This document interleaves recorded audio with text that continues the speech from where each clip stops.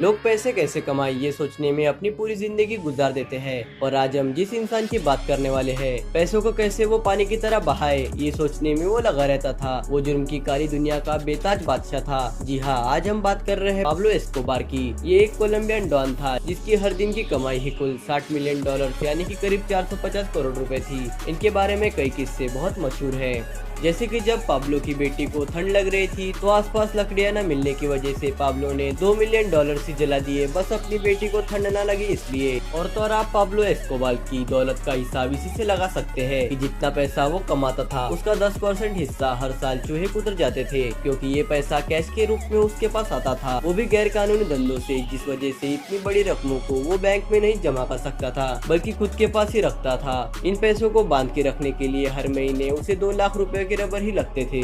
Pablo Escobar था तो एक क्रिमिनल, पर उसने अपनी छोटी सी जिंदगी में क्राइम की दुनिया में वो मुकाम हासिल कर लिया था कि आज भी उसका नाम ब्लैक हिस्ट्री में सबसे पहले लिखा जाता है। इस डॉन के पास इतनी ज्यादा पावर थी कि उसे सरकार का तक डर नहीं था, पर जब उसे जेल में डालने की कई बार कोशिश की गई तब उसने सीधे गवर्नमेंट से कहा कि मैं खुद की बनाई जेल में ही रहूंगा। मजबूरी में सरकार को पाब्लो की ये जिद भी पूरी करनी पड़ी, क्योंकि कोलंबियन डॉन पाब्लो एस्कोबार को पकड़ना मुमकिन ही नहीं नामुमकिन ही था। ये एक इंसान पूरी सरकार देश को तक कंट्रोल करता था। जो बिक सकते थे उन्हें वो खरीद लेता और जो नहीं मानते उनका हशर आप सोच ही सकते हैं। तो आज हम इस वीडियो में पाब्लो एस्कोबार किस तरह से अपनी दौलत लुटाता था और ऐसे ही कई कारनामों के बारे में इस वीडियो में बताने वाले हैं, तो वीडियो में अंत तक बने रहे। ये एक लेजेंडरी क्रिमिनल था। पाब्लो एस्कोबार जिस घर में रहता था वो घर नहीं बल्कि पूरा का पूरा एक शहर ही था, क्योंकि उसके पास इतनी ज्यादा बेशुमार दौलत थी कि उसका एक प्राइवेट आइलैंड भी था जहाँ वो ऐशो आराम से अपनी पूरी जिंदगी बिताता था और अपने काले धंधों को भी चलाता था।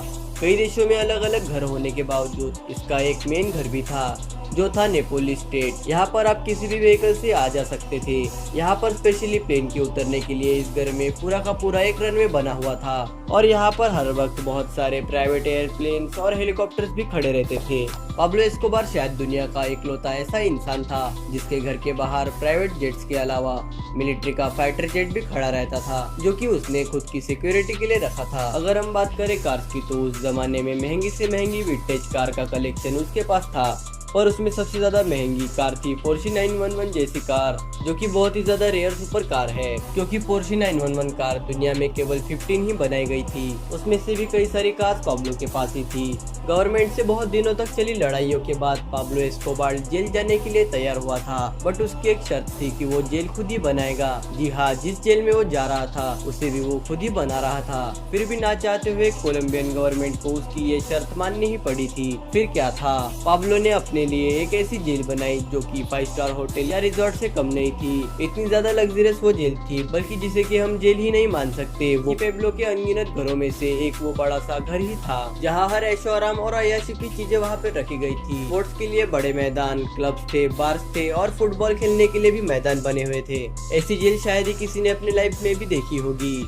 इस जेल में रहने के दौरान भी उसने काफी एंटरटेनमेंट की चीजें करवाई। कोलंबियन नेशनल फुटबॉल टीम को यहाँ पर बुलवाकर उसने फुटबॉल भी खिलवाया, वो भी जेल में। पर जब कोलंबियन गवर्नमेंट को यह अंदाजा हुआ कि पाब्लो अब भी अपने पुराने धंधों में लगा हुआ है और उसने वो काम करना आज भी नहीं छोड़ा है, तो कोलंबियन गवर्नमेंट ने उसका इनकाउंटर करने का सोचा।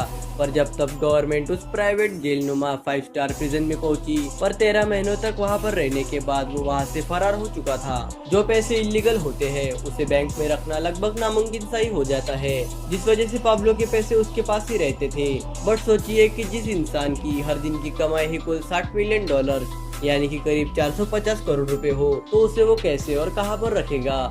और इसी वजह से पाब्लो के हजारों करोड़ रुपए यानी कि हम माने तो करीबन तो उसकी टोटल कमाई का 10 से 20% चूहे ही कुतर जाते थे। इतने सारे पैसों को रखने के लिए उसने रबर बैंड्स का सहारा लिया था और वो रबर बैंड से ही अपने सारे पैसों को बांध कर रखता था। जितना पैसा कोलंबियन गवर्नमेंट के खजाने में तक नहीं होता था, उतना तो पाब्लो का पैसा हर महीने चूहे कुतरने की वजह से वो कचरे में ही फेंक देता था। आप इसी से उसकी दौलत या फिर कमाई की गिनती कर सकते हैं कि हर महीने नोटों की गड्डियों को बांधने के लिए ही उसे 2 लाख रुपयों के रबर पैंट्स ही खरीदने पड़ते थे। वो इतना अमीर या फिर उसके पास इतना ज्यादा बेशुमार पैसा था कि जब एक बार उसकी बेटी को ठंड लग रही थी तब पाब्लो ने 2 मिलियन यानी कि हमारी करेंसी में अगर हम कैलकुलेट करें तो करीब 15 करोड़ रुपए की नोटों को आग लगा दी थी ताकि उसकी बेटी को ठंड न लगे। हालांकि पाब्लो एस्कोबार दूसरों की फैमिलीज को बर्बाद करता था पर अपनी फैमिली से उसे बहुत ज्यादा लगाव था। पाब्लो एस्कोबार को कोलंबियन रॉबिन हुड के भी नाम से जाना जाता है क्योंकि उसने काफी सारा पैसा पब्लिक में बांटा था, गरीबों को घर बनवा कर दिया, 70 से ज्यादा फुटबॉल ग्राउंड्स भी बनवाए ताकि कोलंबिया के लोग अपने फेवरेट गेम यानी कि फुटबॉल को खेल सके। पाब्लो एस्कोबार के पास जिस तरह से पैसों की कमी नहीं थी उसी तरह से उसके शौक भी बहुत ज्यादा ऊंचे थे।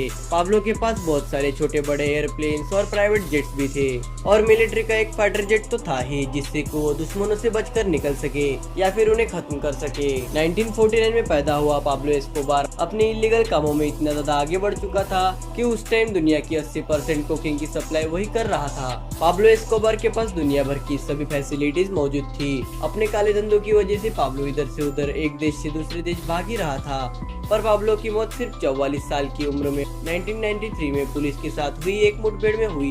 पर इतनी छोटी उम्र में उसने क्राइम की दुनिया के पन्नों में अपनी ऐसी छाप छोड़ दी थी कि जब भी क्राइम की दुनिया में सबसे बड़े डॉन या फिर गैंगस्टर का नाम लिखा जाएगा तो वो सबसे पहला पाब्लो एस्कोबार का ही होगा जिसने पूरी 90s की हिस्ट्री को ही पलट कर रख दिया था जब तक वो जिया राजा की तरह, जिसे आखिर तक कोलंबियन सरकार जिंदा नहीं पकड़ पाई। आई होप आपको ये वीडियो अच्छी लगी होगी। तो आज की वीडियो में बस इतना ही।